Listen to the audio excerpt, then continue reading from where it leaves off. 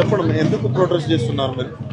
మేము మా ఇల్లుని మళ్ళీ మాకు తెచ్చుకోనికి ప్రొటెస్ట్ చేస్తున్నాము. మా స్కూల్ అన్నీ పోకుండా, మా ఎగ్జామ్స్ అన్నీ అటెండ్ కాకుండా ఇక్కడ ప్రొటెస్ట్ చేస్తున్నాము. స్కూల్ కూడా పోవట్లేదు? స్కూల్కి పోవట్లేదు. ఇవాళ మాకు ఎగ్జామ్ ఉండే, అయినా కానీ మేము ఇక్కడ ప్రొటెస్ట్ చేయడానికి మేము పట్టుకున్నాం. ఈ వయసులో కూడా ఈ ప్రొటెస్ట్ చేయాల్సిన పరిస్థితులు వచ్చినాయి మీకు. ఎట్లా చూస్తారు?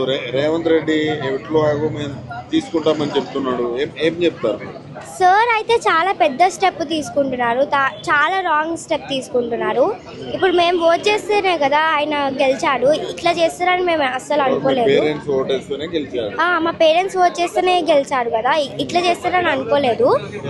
ఎవరైనా సీఎం అంటే ఎవరికైనా ప్రజలకి హెల్ప్ చేయాలని ఉంటుంది, కానీ ఇట్లా మమ్మల్ని రోడ్ మీద పడేయాలని ఉండదు. ఇంకోటి, అసలు గాంధీ స్టాచ్యూకి మా అపార్ట్మెంట్కి అసలు సంబంధం లేదు. ఎన్ని ఓపెన్ ప్లేసెస్ ఉన్నాయి, అక్కడ కట్టుకోవచ్చు. ఇదే కావాలని కాదు.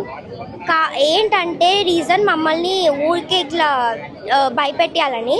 0% ఉంది, దీనికి డేంజర్ జోన్లో ఉందని మమ్మల్ని బయట పెట్టిస్తున్నారు. కానీ మేమైతే అస్సలు భయపడము. కేటీఆర్ సార్ వచ్చిండు, మాకు చాలా ధైర్యం ఇచ్చారు. మాకు ఇప్పుడు మేము అసలు ఎంతైనా పోరాడిస్తాం.